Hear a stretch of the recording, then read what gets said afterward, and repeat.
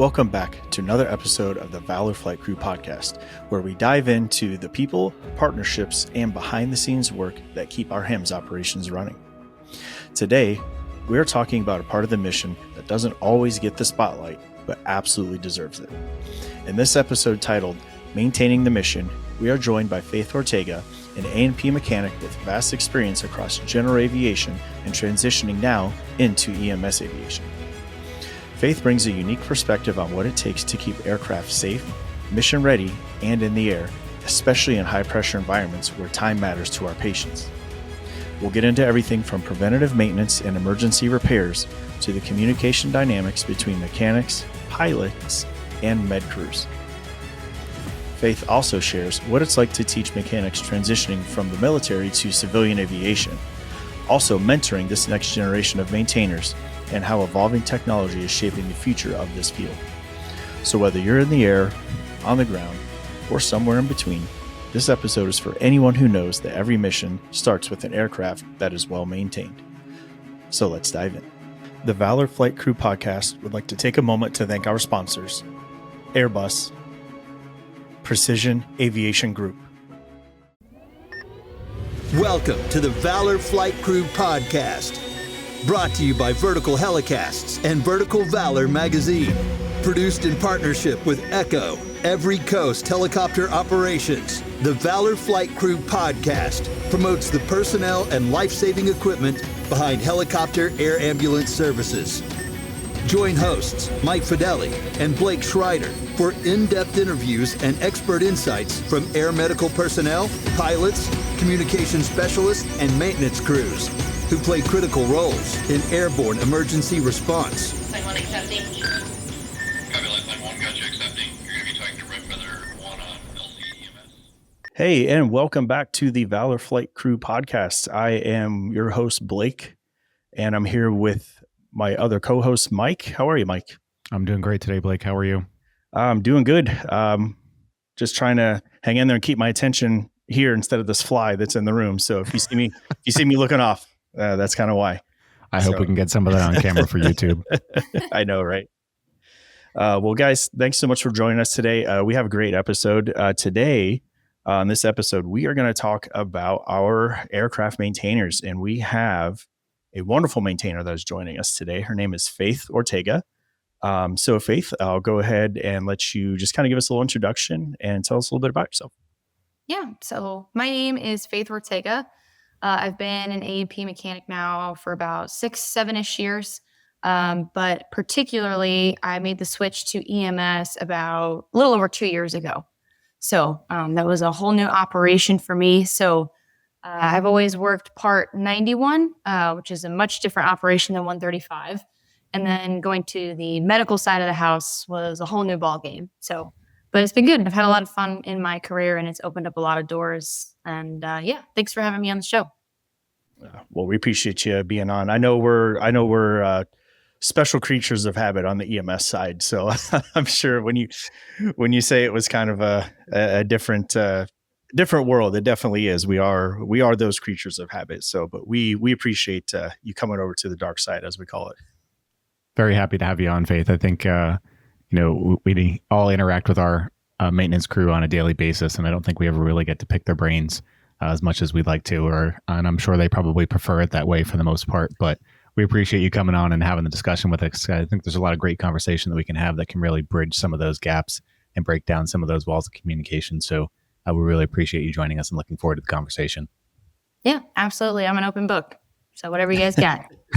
We appreciate it. When Mike and I were really coming up with a lot of these ideas for the podcast, we were talking about, all our unsung heroes, that, our maintenance, y'all don't get enough love out there, Not in the slightest.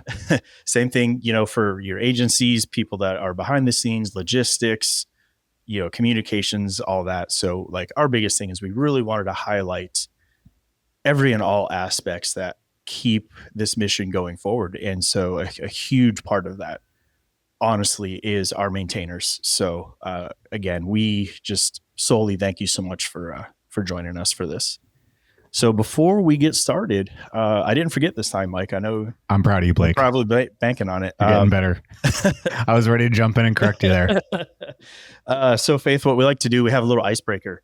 If you don't mind, if you pull up your phone on your your playlist. My wife corrected me saying, I always say iPod, like people don't really know what iPods are, but it's all in one device. You're just an now. old soul, Blake. I am. But we like to know, what was the last song you were listening to? Who was it by? Let me pop it open here. I can go first if you'd like, but no judgment here today. I'm a little embarrassed about this one, but it was on the gym playlist. No, it was Juice by Lizzo. Hey, it was the gym playlist, man. It was the gym playlist. That's my excuse, and I'm sticking with it. Oh, that's awesome. Oh, let's see. Let me pull up because I don't want to cheat here. Oh, I had no a throwback cheating playlist going. So nice. It was Man Eater by Nelly Furtado, and I don't even remember listening to that. Nice. So it was rock yesterday.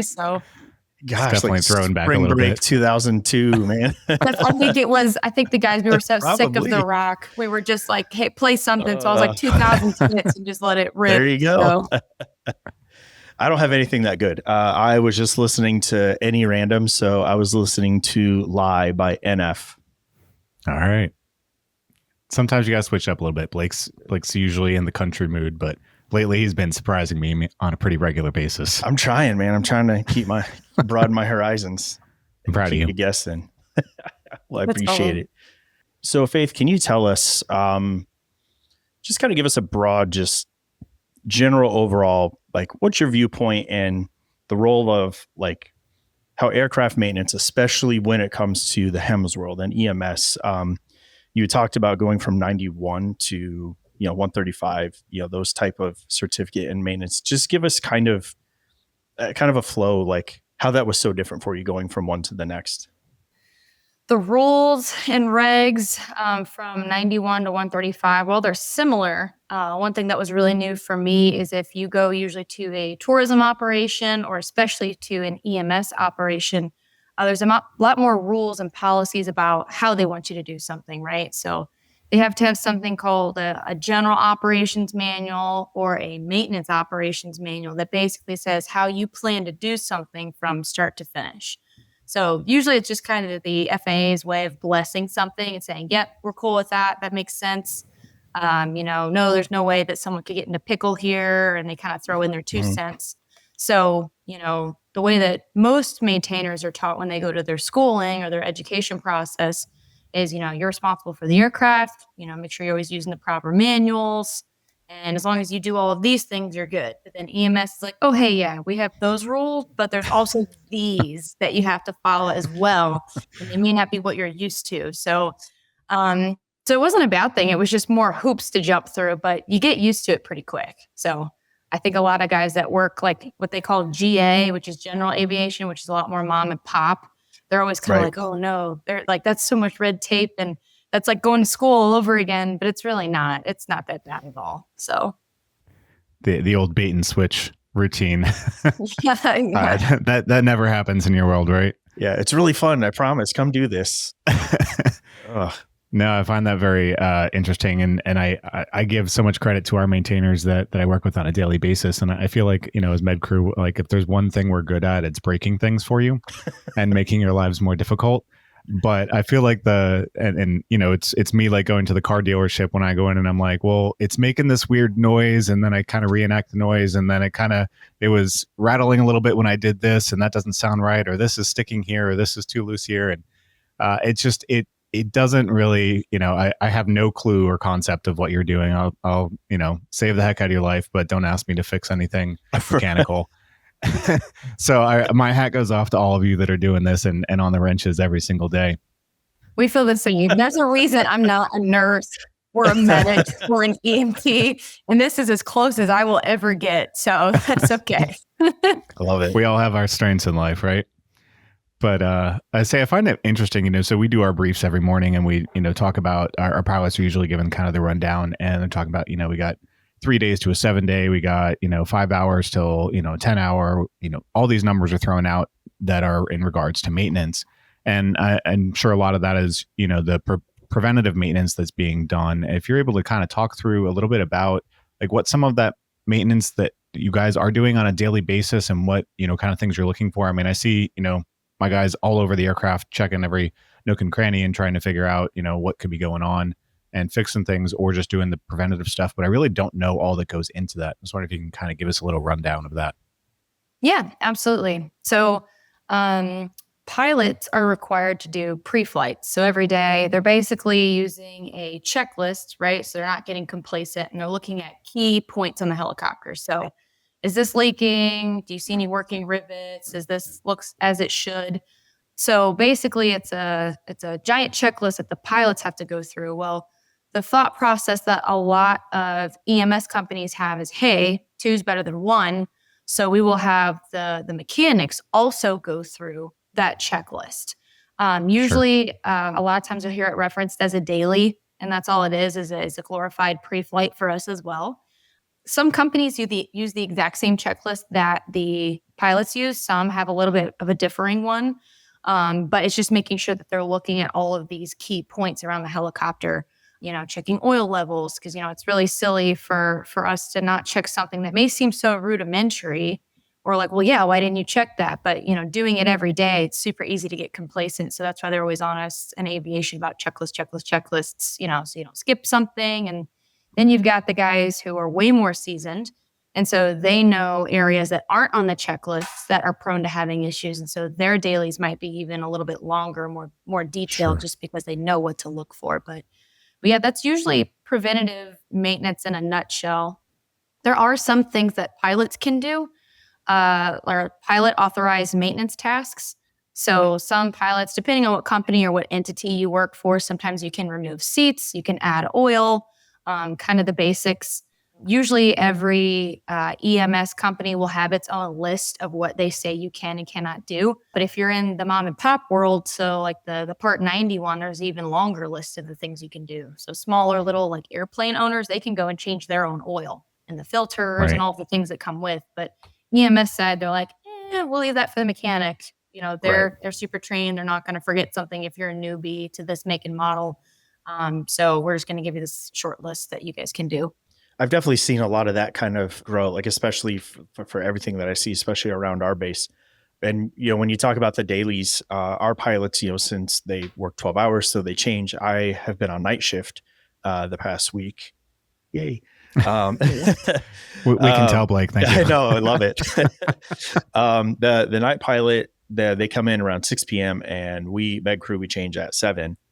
When our pilot came in and then I got there an hour later, they were like, hey, we're going to be out of service because he found a minor detail, however, very significant, just doing the dailies, just by doing those things, like you said, that have the checklist, have that routine. And I think it's great because, you really get to see each pilot really taking the helm, especially at our base. We've had a lot of, heavy maintenance lately, replacing 2 rotor blades, So after doing that, they take that extra time for their pre-flights and they really go around and then finding the smallest little tolerance of like one of the nuts for one of the, I don't know what they're called, the pins that hold the rotor blade on to the main hub. There's 2 of them and they're like just the slightest, like smallest like gap. But pilot found it and he was like, yep, I know that this is something. He goes, it's not a big deal. But we're out of service. Mechanic's going to come. They're going to make sure it's all set and good to go. And I was just really impressed by that, by being in depth and really taking a hold of, all right, I know we've had more maintenance or heavy maintenance. So they really go around and make sure that they look at these things repeatedly. So I think all those things are awesome to see. And I think, once you obviously get to know your aircraft and know all the things that it is supposed to be on it and what's not supposed to be on it and all that stuff, I feel like where the level of respect comes from that I have is about the attention to detail on both our pilots and our maintainers and to notice those small little things. Like, I mean, you guys are looking at these aircraft every single day and you notice those minor discrepancies that really can have or make a world of difference. And so, again, mad respect for all of you that are out there, I like to say wrenching on the aircraft, but like you're doing so much more that is such detailed and precision work. And I wouldn't even know where to begin out there. So that's why I appreciate having this conversation, because, these are realms that I know absolutely nothing about. I feel like I'm never able to describe enough the issue that I encounter like in flight, 100%. So I always feel when I go back and try to explain it, like our mechanics looking at me like, okay, I think I know what that is, and I'm like, no, I promise it was totally making this noise. You go out there and they're like, okay. We get write-ups sometimes that look like that. And I'm like and it's easier. Most of the time they'll call because they're like, okay, how do you want me to write this up? Because I've seen people like write it up and not ask like how we want to see it written up or like describing the issue. And it cracks me up because sometimes it'll be like, well, I smelled this smell and I heard this noise and sometimes this light flickers. And also, and it's like the squawk, and I'm like, whoa, I'm gonna hold on a second. And so like, usually they'll call and they're like, okay, let me break this down for you, what we experienced. I'm like, okay, got it. Like talk me through what happened. And then sometimes you guys know stuff can even be intermittent. So it happens and then you're like, okay, we can't get it to happen again. And so the mechanics in the back with them, and they're like, where is it? Like, what are you hearing? Or what smells like fuel? Or like, what's the issue? And so intermittent is always like, anytime someone writes something up and they're like intermittent, I'm like, oh man, because I believe them. I believe you because you're like, something's not as it normally is, but I don't know if it's wrong.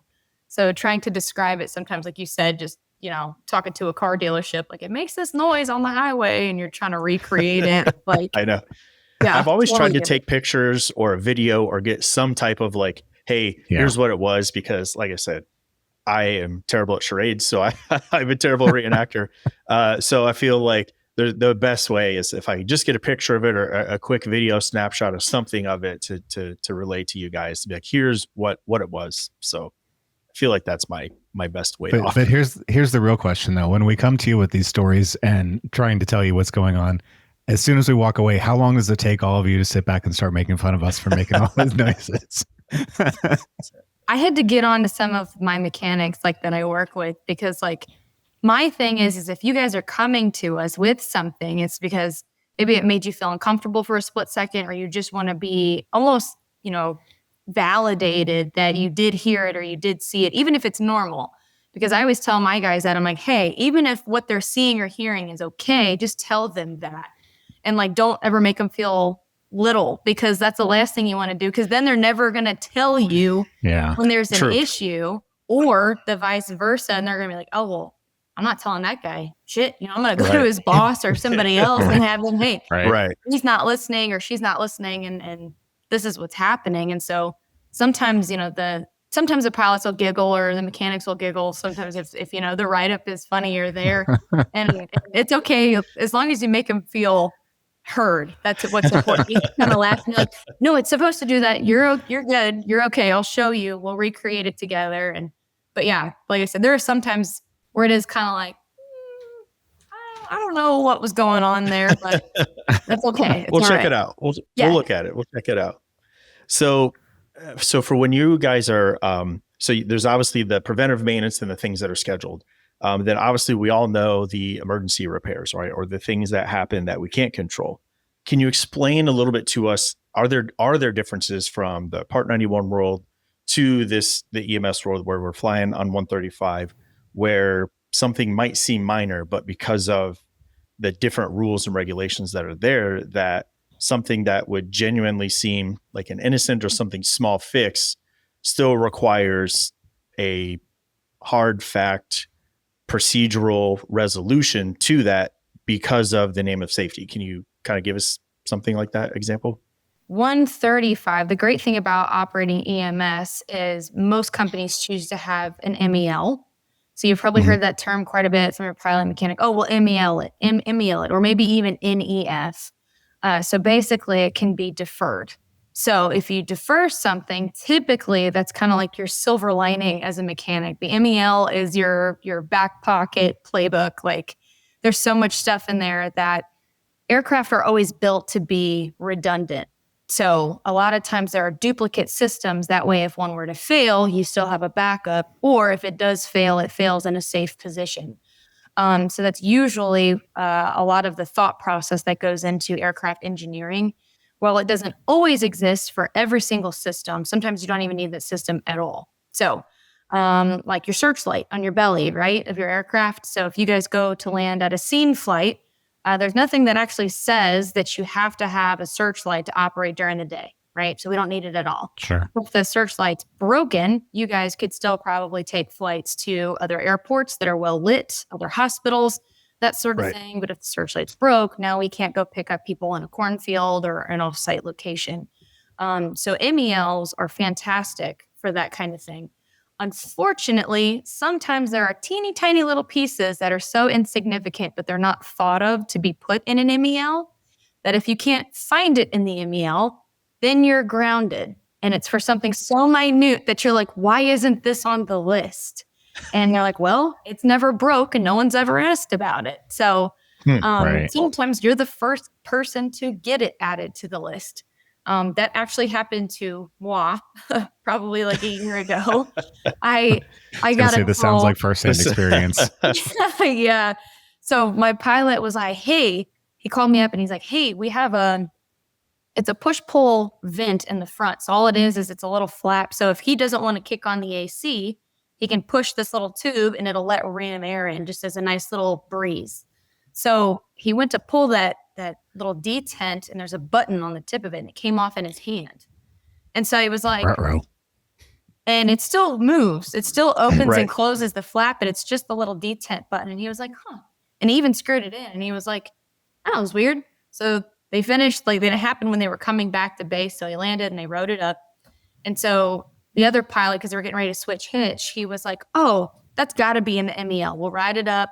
We'll call Faith in the morning so she doesn't have to deal with it tonight. Like it'll be no big deal. So they wrote it up only to find out it wasn't in the MEL and it wasn't in the NEF. And they were like, so technically we're AOG, like aircraft on ground. We can't move until she double checks that this button is reinstalled, which we already kind of did. And so Right. they were like, oh no. And so they called me and that pilot was like, he's like, I'll take you out for breakfast. I'll watch your call. And I'm like, what happened? Are you guys good? Are you stuck somewhere? And he's like, well, not really. We're back at base, but and he explains what happened. And he's like, I would have put my next paycheck that was in the MEL. And I'm like, it's okay, dude. Like, it's totally fine. So I went out there and checked it. I'm like, well, you reinstalled it. Great job. You did a fantastic job. It was just literally like a couple threads and he screwed it in. And so Nice. the next day I contacted a couple people at my company. I'm like, can we add this to the MEL? And they're like, probably. Send us some information. Yeah. So I was like, okay, cool. Cool. Sounds like something definitely that can be MEL'd. Yeah. Yeah. Yeah. Thanks to our sponsor, Airbus.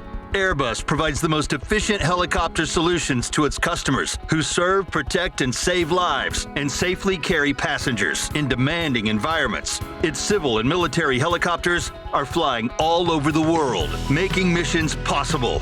Visit airbus.com for more information.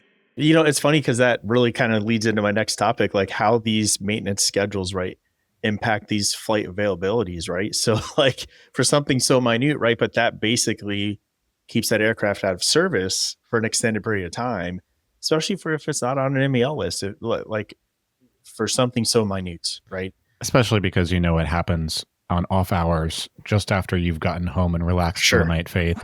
And it never happens during the daytime when you're already present at the base, right? Right. The Or you were Murphy's there Law. for like eight hours of the day, so now you have no more time.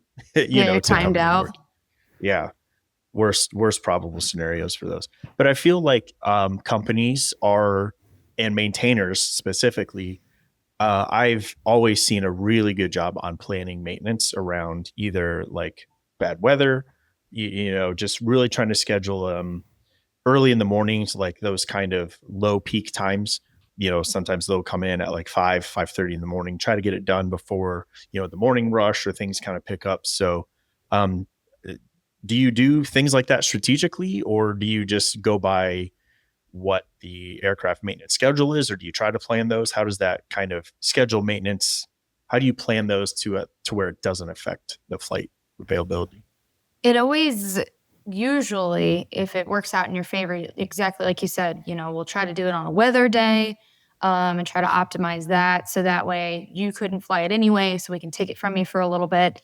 Crew availability. So sometimes there are some locations, staffing might be an issue, if they're out in the boonies and maybe they've got 2 full-time pilots and then the other 2 are workover pilots. So it's just kind of who they can get to fill sort of deal. Those are optimal days if they don't have a full crew. And that was something that was new to me is usually if you're flying, anything but EMS, you only really need a pilot, right? As long as you got a pilot, it's one person you're dependent on, they can go. But for you guys, it's the pilot, the nurse, and the medic, or the pilot, nurse, and nurse. And so if one of those 3 staple people aren't there, it's not moving. That was also new to me. So I was like, oh, well, there's people here. Like, you guys can still go. And they're like, nope, like we're down a person and we can't go with just one. And I was like, oh, okay. Usually we'll try to schedule it, like I said, on crew days, weather days. But there are just some times when it's a beautiful sunny day and everybody's there and we don't have the choice, which kind of stinks. But the nice thing about maintenance is you can always do maintenance early. So let's say you've got like 10 hours until a schedule needs to be completed. I can do it now, or I can let the time dwindle down to 1 hour, or right at where it's got, 0.1 hours or something crazy, almost nothing left to the buzzer. But like I said, sometimes we don't have the luxury and they want to let it rip all the way to the end. And so it really just depends on your base, how much they fly, your aircraft, how much there is a need for it. I always like to do my maintenance early because I get anxious leaving, like no time for a weekend. I hate that feeling so much that I'm like, okay, they normally only fly 3 hours a day and I have 12 hours, but I don't know. I just got this gut feeling they're going to take a ton of patience and then they're going to call me on Sunday and then I'm hosed, So some guys, I've met some older guys and they're like, you got so much time on there, sister. Let it rip, let it go. And I'm always like, So I'm one of those nervous Nancys that will do stuff more often because I'm like, it's fine. I'll just take it out and do it real quick so that way they're not waiting on me. So kind of luck of the draw. Everyone kind of has their own method to the madness. But one thing I was really appreciative of is the company that I work for, they kind of leave it up to you. So every mechanic has their own way of doing it. So they say, you schedule maintenance. That's on you. If you need assistance or help, phone a friend. We'll get you people, tools, parts, whatever you need. But you want to do it super early or a little bit later, that's your choice. So I'm glad that they kind of let us do that and have some freedom with it. It's kind of nice to have that autonomy a little bit. I feel like it's a constant like juggling game for you guys. I'm at a smaller program where, I feel like those hours and days constantly end up being almost the bane of our existence because it's like, we got to move this aircraft over here so that we can take care of this, this, and this. And then we need to move this aircraft over to this place. And it's this constant, juggling game back and forth, trying to figure out when each of these aircraft are going to need all these. Then, not only then factoring in T inspections on top of all of that, there's so much that goes into that whole process. I have no idea how, you end up keeping all that straight. I'm sure, at least I'm hoping it's a little bit easier if you're assigned to like one particular aircraft that you kind of know inside and out. But I'm sure for plenty of our maintainers out there who are, juggling multiple aircraft, I'm sure that's got to be a constant challenge for all of them. Oh, yeah. We have the nice thing about most bigger companies is they have a great tracker. So that software does a fantastic job. And the pilots are very diligent about saying, okay, I took a 2.2 hour flight. And as soon as they enter that, the hours I had 10.2, it's now dwindled to 8 hours. It really stays on top of it. But if you work for a smaller company, it's a little bit more laissez-faire. And they're like, oh, yeah, we flew a couple hours the other day. I think it was 3. I could check the times. And you're like, okay, well, I have to know. So I need you to go put that time in now because you could take it and be over. You don't want that ever. It's not good. So, but That's one thing I was happy to see is that they are on the ball, especially with EMS when it comes to times and everyone's got to make sure the numbers are straight and all that good stuff. So, it takes a lot of the stress off of us as individuals. Now, usually there's a team of people behind the scenes that are even dealing with the logistics side of things. And thank God that a lot of companies are starting to invest in those group of folks because it really takes the load off of a mechanic's back too. Allows you to focus on doing, what you love doing too. Yeah.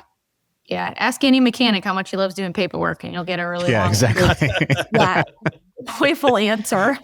So, Hopefully gone are those days of just paper logging and being like, all right, hopefully I added these hours correctly that I'm down to the wire, where now that is put into software where it tells you, hey, in 5 hours, this is due, and it keeps that going. So hopefully we've made some good strides in technology to make that easier. Yeah, it's definitely starting to go that way. I take care of 2 helicopters outside of EMS, and they're old school. It's all hand jammed. It's all paper logs. It's all me doing the number crunching. And I have a little booklet in there that I make them write every time. I'm always checking the total times and having to go back and forth. And I will say, like, taking care of a EMS ship versus, we flew a couple hours the other day, and I'm like, okay, well, I've got a giant sticker in here that says how many hours do you have left, sir? And they're like, okay. I'm like, don't overfly it. So they haven't. They've been really good. They know. They're like, Faith's strict with that. They're like, she won't let us get in trouble. So I was also curious about, so Faith, do you have a military background at all? I actually do not. I'm one of the few that doesn't. You do not. I say, so I'm just curious as to like what brought you down the maintenance route. And I'm sure you work with plenty of maintainers who probably did have a military background. Are you able to kind of touch upon maybe some of the differences of somebody coming from a civilian background versus somebody coming from a military background, and what some of those challenges may be getting into the HEMS world? Yeah, absolutely. So I am probably the rare percentage of people that does not have a military background and is in helicopter maintenance, especially. So we get a lot of our guys, a lot of Coast Guard guys, we get a lot of Army guys, pretty much everybody, Yeah. Marines.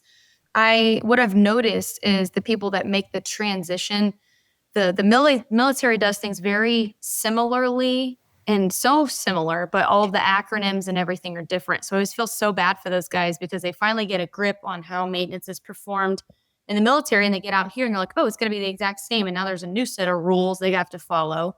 Yep. Usually it's not taking care of the helicopter. That's the issue. That's the easy part. Once they're ran through the make and model and they kind of understand the structure of, when intervals hit, we do 100 hours, 300 hours, 600 hours. Airbus does theirs a little bit different by like work package versus Bell. It just depends on the product, but usually that's the easy part for them. It's the paperwork and the rule book that gets kind of tricky. So they usually do very, very well, though, because something else I've noticed is that EMS is always really structured. I won't say like the military. I can't attest because I wasn't in, but it seems like a lot of the terms and a lot of the policies and procedures are very parallel. So they'll kind of make things similar. So a lot of the guys that are coming in, they've noticed the way that we do things is pretty dress right dress like they're used to. So, but yeah, a lot of them, they really like it.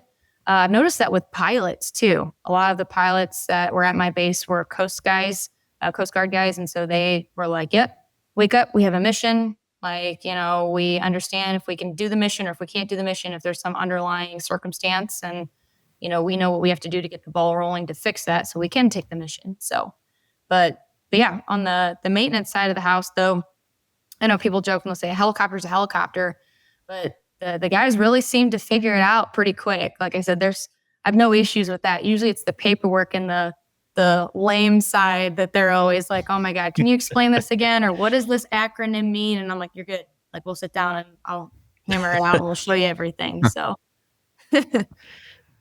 I've always heard, like, when I've heard most of the like complaints or like, like just the proverbial gripes of things, it's just like those little intricacies of like how things have to be documented and how you do those things, but also the aircrafts themselves, the airframes, like there's a 135, but there's different variations of that type aircraft as well that can exist. Like where we're at, our mechanics can work on 3 different variations between bases, of which each aircraft has and doesn't have. While it's still a 135, it has different things, different packages, different things. So I can only imagine whether it's Bell, and Augusta, anything like that. I could just only imagine. Like that's one of the most common gripes I hear. They're like, "Oh, I'll work on this aircraft. It's super simple," and then the other ones that have all the autopilots and all these other, they're like, "Oh man, what a nightmare." So I've always heard those are like some of the biggest gripes that come to It's not the maintaining the aircraft. It's just those little variances that make it challenging. Oh yeah. And it's funny too, because you can tell working with, like, the majority of the guys that I work with are usually around my dad's age, right? So it's really rare to find mechanics in there. I would say 30s is getting similar, like a little bit more popular. 20s is really, really rare. And like fresh out of A&P school is super rare. It's funny to see how the generations on the shop floor have their own opinions about makes and models too, because it's like if you ask anybody, like, oh, what's your favorite car? And someone's going to tell you a classic, like a Chevelle or a Nova or a Camaro. And those guys are like, I want to work on a Bell 206 for the rest of my life, and everything else is horrible. And then you get the younger generation, and they're like, oh, I like, BMW or Audi or whatever it is that they like. And they're like, no, I like the autopilot FADEC control. Like they like more of the new stuff. And so it's funny to see the lines in the sand, but I've definitely worked with my fair share of people that are like, I hate the Bell 407. And I'm like, dude, the manual's written so much better. It's so laid out so nice. And they're like, yeah, whatever. They're like, you kids can have them. I don't want them. And I'm like, okay, well. Kids. Yeah. But I think that kind of like hits home a really interesting point though, too, and that there are so many different, not only generations of aircraft, but generations of mechanics. And there are definitely people that have their specialties within each of those iterations, if you will. So like, we've got a lot of older aircraft.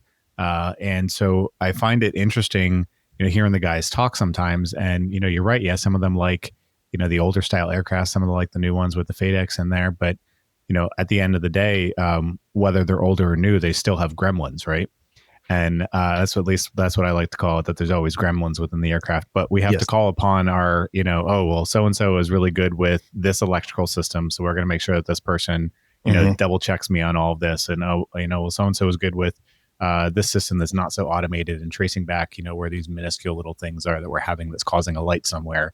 And it sometimes takes our mechanics, sometimes weeks to figure out certain things with some of the aircraft because of how aging they are. And it's definitely mind-blowing to me for how they're able to diagnose some of those things. Because when I see you guys start taking parts of the aircraft, especially when it starts to get to the electronics area and that front nose cone of the aircraft, like there are way too many wires and things going in all different places.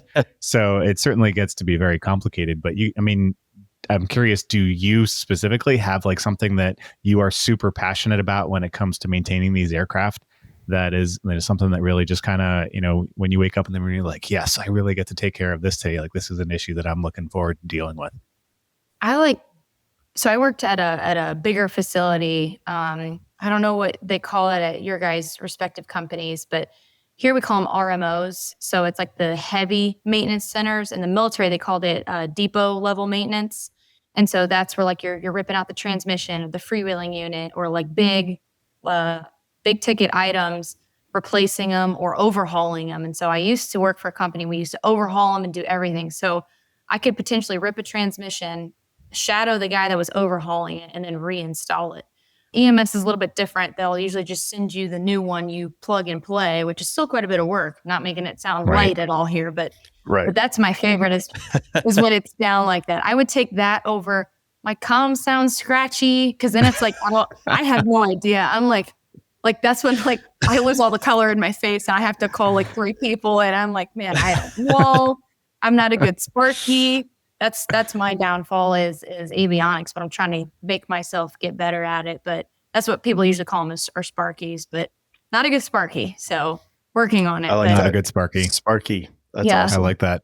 But trying to get better at that. But I like big, heavy duty maintenance. And so that's my favorite, because, they could basically put an aircraft in the corner and be like, hey, this is probably a 2-week job for one guy, but if you got 2-3 guys, it'll probably take you 3-4 days. And I can just kind of put in my AirPods and talk and do whatever. But it is nice, like you said, though, to know a guy or have a guy that knows what's going on, because there have been times before where I'm like really scratching my head and I'm like, dude, I don't even know where to start. And I'll call somebody and it's like 6 a.m. Like, you want the guy's phone number that's already been awake since 4 and is like 6 cups of coffee and last in CCR, that's been doing it for 30 years. Absolutely. That's who I want to call. No and doubt. I'm like, yes. Yeah, absolutely. I'm like, Bob, what do I do? Right? And they're like, oh, just check this, and this, and call me back. See you later. Bye. And I'm like, They're okay, like, see you, cool, and it Sparky. works. Yeah. I'm like, God, I love you. Thank you so much. Pays to know somebody. Oh, hell yeah. Oh yeah. That's half of our industry is just figuring out who that person is, and they'll call you too, and it's a two-way street, which is awesome. So it always makes me feel good when someone calls me, a couple months later after I've been dealing with an issue, and they're like, hey, have you ever seen this happen? Someone said that, you've had this happen before, and how did you fix it, or how did you deal with it? What'd you do? And so that's really important as networking. Even though we're kind of a reclusive bunch, we do still all talk to each other. So Yeah, I was kind of joking before saying that I feel like every time I start like walking to the maintenance side of the hangar that my guys typically like scatter like cockroaches because they're like, oh no, what did you break now? Mike's coming. Like, Dude, who's leave drawing now. the short straw to deal with whatever issue he caused right now? I love my guys to death for all of that. But yeah, they certainly, we like to razz on each other a little bit. But, seeing just some of that, especially the heavy maintenance, like watching our aircraft go through T inspection every 600 hours. It's so impressive to see how much labor intensive work goes in. And like you guys literally take that thing apart to the point where it doesn't look like a helicopter anymore and somehow manage to put it back together and know where all the parts and pieces go. Like that's just insane to me. Like I would have at least a few hundred pieces left over afterwards trying to figure out where they go. So I don't know how the hell you guys do it all, but yeah, I know like our primary aircraft right now is in two different parts of the country right now. Like the tail rotor part of it is at Airbus somewhere. And then the main part of it is at another part. And they're like, yeah, no worries. We'll get this back from the manufacturer. We'll put it all back together and we'll fly it right back to you. I just have that fear, like, when you were a kid, you build Legos, and you put all this together and you have like 6 parts left over, and you're like, oh man, what did I miss? I always feel like that would be me. I could never be an aircraft maintainer. I couldn't do it. it's a lot of repetition. I try to put it into perspective because my husband, he's a car guy. And so I'm like, could you imagine having to rip somebody's transmission out every 5,000 miles? And he's like, Right. no, that's asinine. Like, that's absolutely insane. And I'm like, yeah, like that's what we're doing. Like, with Yeah. the engine, with the transmission, all the different life limited piece parts. Like, could you imagine taking out your drive shaft just to get a better look at it? And he's like, no, that's ludicrous. Like, Yeah, what? exactly. Like, maintenance would be so high. And I'm like, that's why not everybody owns a helicopter, Exactly. That is so true. But the reasons are there, but it's all for safety, right? That just shows that these aircraft, these machines with the technology and everything put into it, that's why they're able to continue to perform. It's because they're so well maintained. Yeah, that's what we always say is you can't pull over on a cloud. So you gotta Right? Nope. we're not letting you get to that point. So Exactly. I like that mantra. But I think that kind of brings us into, or leads us into the next kind of question that we had for you with regards to some of the challenges that you face with maintaining some of these HEMS aircraft. And I know that there's, different specifications that you guys have to go by, but we kind of touched on some of those things a little bit, but are you able to kind of go into depth a little bit more about some of the environmental factors maybe that you guys may be dealing with out there, maybe some of the operational demands that are put on our maintainers, so that we have a little bit better understanding of some of the things that maybe you guys are going through on maybe a quarterly basis with season changes or things along those lines. Thank you to our sponsor, Precision Aviation Group. Mission-critical operators and fleet managers rely on Precision Aviation Group as a worldwide leading rotor and fixed-wing MRO provider. PAG provides tip-to-tail solutions in 4 MRO segments: avionics, components, engines, and manufacturing DER services. A single point of contact gives you access to over 150 million in inventory globally, 24/7. Just call 800-537-2778. Precision Aviation Group. Others sell parts. We sell support. your environment is everything, right? So I think you guys are both in Florida. Am I correct in saying that? No, I'm in Pennsylvania. Okay. So you're up to go somewhere. Not all of us live in 80-degree weather year round. Facts. I can't imagine having to take care of a helicopter near where you are, like the salt laden environment. Those mechanics have to do almost twice the work. It's crazy just to combat corrosion. It's insane. I'd never seen what that was like firsthand until the last company I used to work for. They had several helicopters down in Miami. I was actually Fort Lauderdale, some little bitty airport, and we went over and I was helping them do a bunch of inspections. And he literally handed me, it was a spray bottle, and he's like, hey, can you wipe the blades down with this? And I'm like, sure. And I jump up there and I'm like, dude, is this WD-40? And he's like, yeah. And I'm like, we're wiping the surface down with WD-40. He's like, yeah. He's like, you have to, or it'll crystallize and there'll be junk tomorrow. I'm like, no way. Wow. And he's like, yeah, it's in the book. And so sure enough, he's like, I'll pull it up for you for a full fun fact when you go back, inland. And I'm like, okay. And so sure enough, he pulled it up and I'm like, dude, I've never seen this. But Yeah, like they sometimes do like washouts weekly, like engine washes and flushes with water, just constantly trying to get all this like salt air to corrosion resist. Yeah. those mechanics do literally like twice the work. Like I always feel so bad for those guys. I know they're probably used to it, but if they were to move further inland, they'd be like, oh my God, this is so easy. Like, So you're never going to work near ocean, I take it. I'll never say never. I shouldn't say never, but man, that is quite the job. But I mean, between, you're looking at different temperatures, those play a key factor in maintenance. So on the Vertical MRO podcast, we had a guest on there that had some helicopters in the Arctic Circle. And he was talking about like what they go through just because of their environment and just like, like rubber deteriorating because it doesn't actually like soften the ride anymore because the rubber's rock hard and all of the flight controls. And like, it's just crazy to hear the extremes that sometimes these helicopters are kept in. But other than weather, we're also dealing with equipment. If a helicopter breaks down in the middle of a cornfield and it's the fifth chip light, I can't pull the engine now because I have no hoist. I have no protection from the elements, nothing. So, I feel bad for some of the guys that work in more remote places because they're always trying to think or really strategically plan, okay, I don't have a hoist, I don't have this, I don't have that, I got to get it to this facility. God forbid it breaks down before it gets to the facility because now what? Now we got to get a truck and trailer, and that's usually quite the show as well to get it loaded. So, yeah. But there's a lot of things that are definitely weighing in. And that's why every time, a helicopter breaks down, if you guys ever call the mechanics, like, please don't be on a hospital pad. Please don't be on a major highway. Please. Yeah. And that was actually kind of like my next, like, tailed-on question for you is like, what kind of pressures are there on you guys in those situations? Because I feel like obviously that's the last thing you want to happen is, for this aircraft to have, a failure that grounds them on a helicopter pad somewhere or in the middle of a highway where, you're now shutting down traffic or you can't bring any other patients into that helicopter pad. Like, I mean, what kind of pressures are you guys under in those particular situations? And how do you, quickly figure out what's going on and what kind of overhaul or maintenance is going to need to be taken care of in those moments? A lot of times, if something like that has happened and the helicopter ends up in an unfortunate place, usually what I'll do right away is call the pilot and ask him what it was that was happening so I can kind of get a game plan together. Usually if they're like, hey, it was a chip light, or hey, I heard this noise, whatever the case was, usually I will already start to compartmentalize what I think it could be.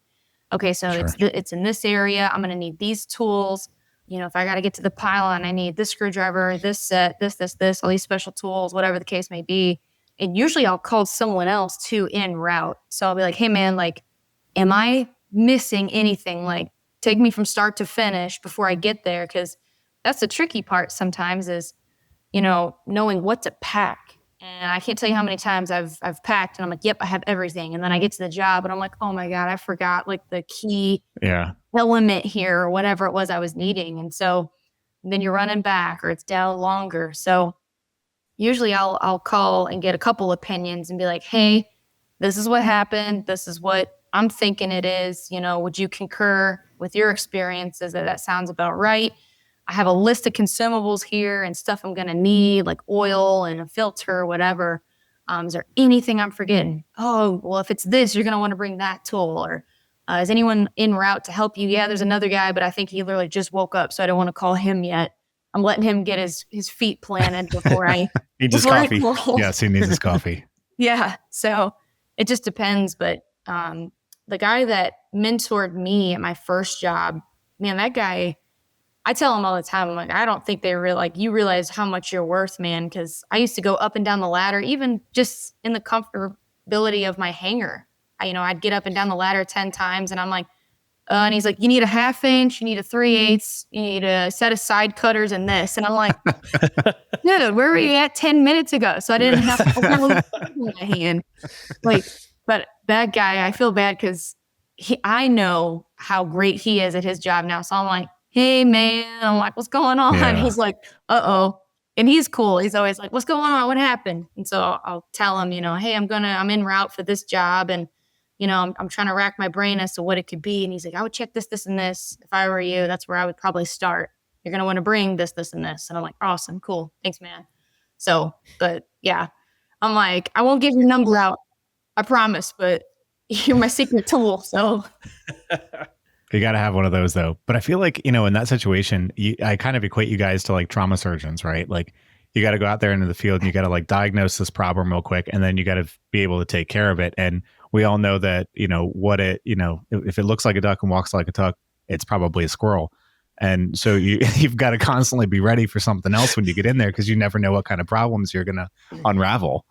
And so like, I just like, you're out of your element and you don't have all of the tools necessary. So to be able to like have that forethought to think through exactly how each pieces of that puzzle are coming together to be ready for whatever, I'm sure that's got to be nerve wracking on your part.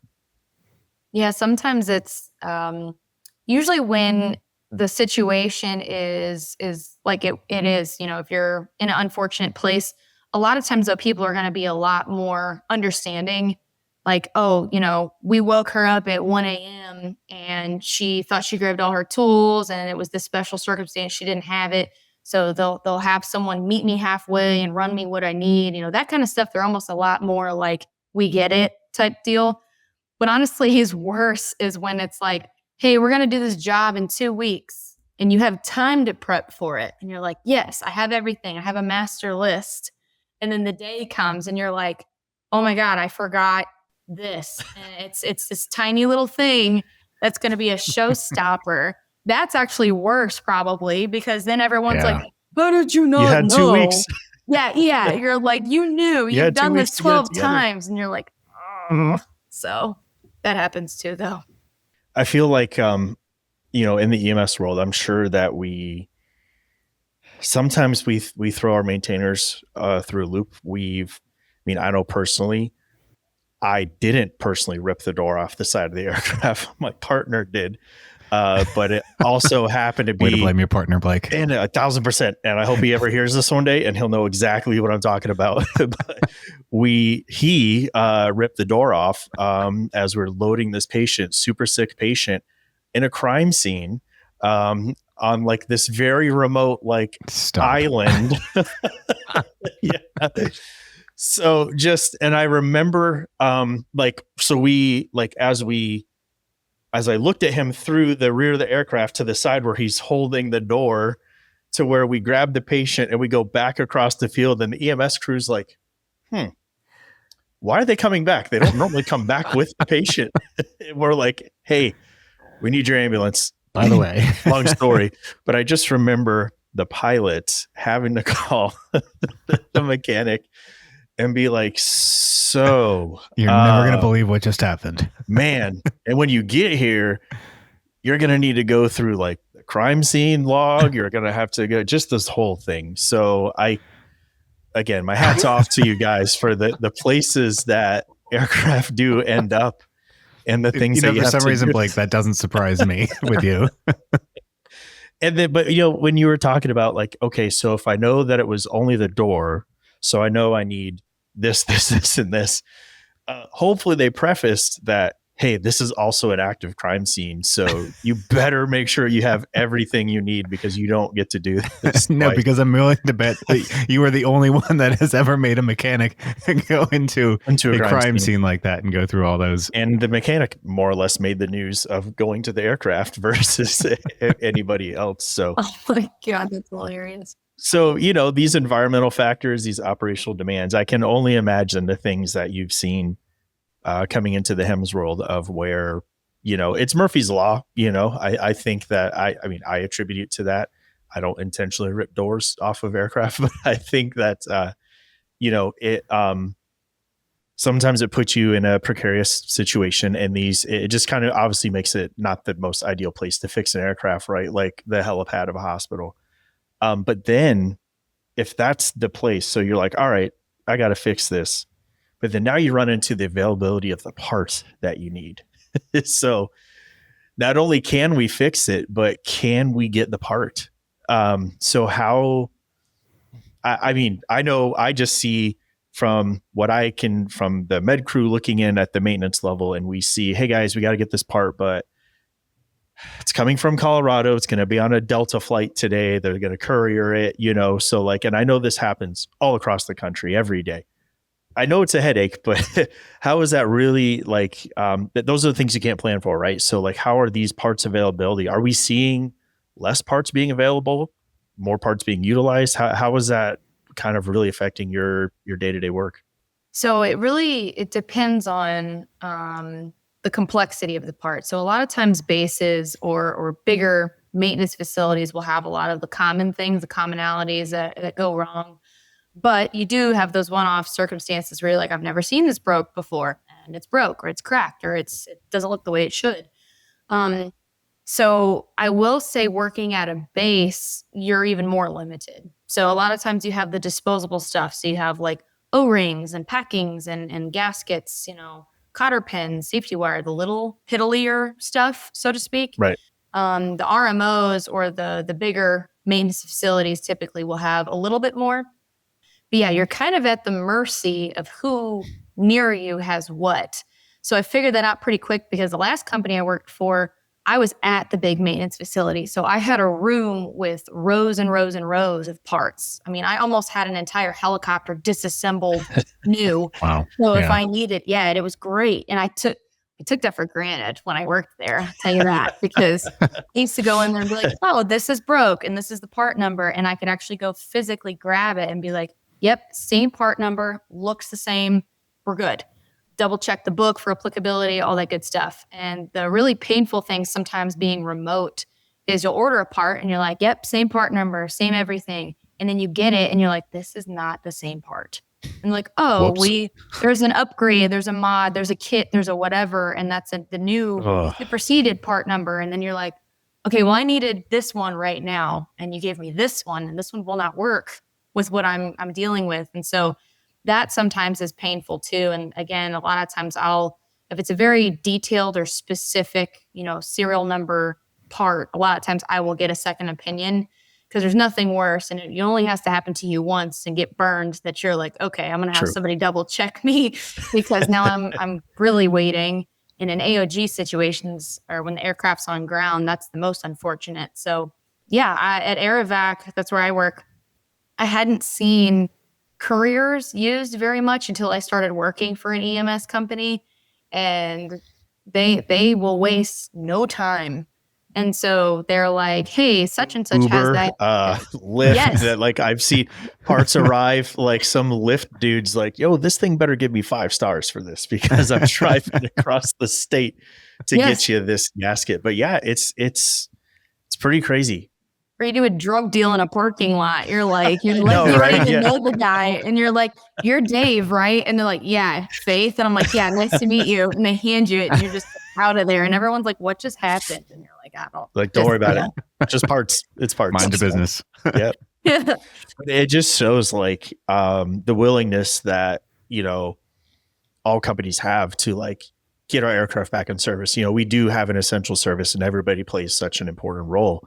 So I feel that, as comical as it is for me to sit back, but when I used to work for the auto parts, I used to work at a dealership years ago, like kind of the same thing. You would just be like, hey, well, this is obviously before Uber and all that ever existed, but like you would just like call up like maybe your other parts dealers, like, hey, if you're swinging by, do you mind grabbing that? We'll throw you a pizza or something if you help us out. Like, so it is really cool to see people like going to those links, however that part needs to get there. It does.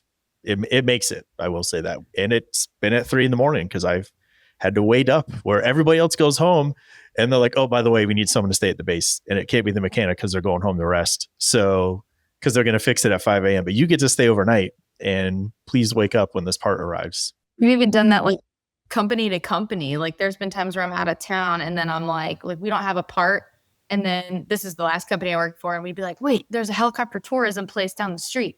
And they, on their profile picture, have a Bell 407.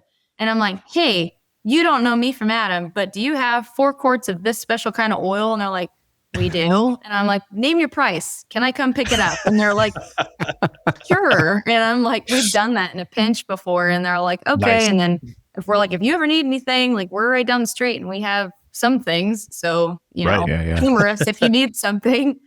But I feel like that's becoming, more common within the industry as these fleets are aging across the country, right? Like, I mean, I look at where I'm flying at, and I think our oldest aircraft that we have was originally assembled in 1988. You'd never know it because of how amazingly our maintainers, keep that aircraft looking like brand new. But it's obviously a pretty real issue for a lot of companies out there as these aircraft are continuing to age more and more, and getting parts for these aircraft becomes more and more difficult across not just the country, but across the world at some point. The companies are all evolving and they're not making certain aircraft anymore. And of course, that always happens to be the one that you end up flying. And so now you can't get the parts that you need. Are you starting to see that as a frustration when you talk to other maintainers out there? Are these a lot of things that they're feeling, pressure on to be able to, keep these aircraft up and running with less and less availability? Thanks for joining us for this episode of the Valor Flight Crew Podcast. Don't forget to like and subscribe to hear more stories that promote the personnel and equipment behind the missions in public safety aviation. Lastly, stand by for a message from our sponsors. Thank you to our sponsor, Precision Aviation Group. Mission-critical operators and fleet managers rely on Precision Aviation Group as a worldwide leading rotor and fixed-wing MRO provider. PAG provides tip-to-tail solutions in 4 MRO segments: avionics, components, engines, and manufacturing DER services. A single point of contact gives you access to over 150 million in inventory globally, 24/7. Just call 800-537-2778. Precision Aviation Group. Others sell parts. We sell support. Thanks to our sponsor, Airbus. Airbus provides the most efficient helicopter solutions to its customers who serve, protect, and save lives and safely carry passengers in demanding environments. Its civil and military helicopters are flying all over the world, making missions possible. Visit airbus.com for more information. Well, that's a wrap on this episode of Maintaining the Mission. A huge thanks to Faith Ortega for sharing her knowledge, stories, and passion for the maintenance side of EMS aviation.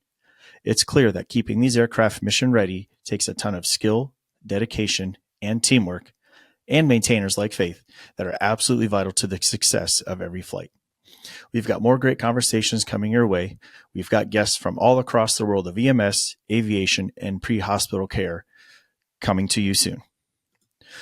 To all our listeners, thanks so much for joining us for this conversation and your continued support of the Vertical Helicast platform. We'll catch you next time on the Valor Flight Crew Podcast, where we continue to highlight the people and stories that make this industry great.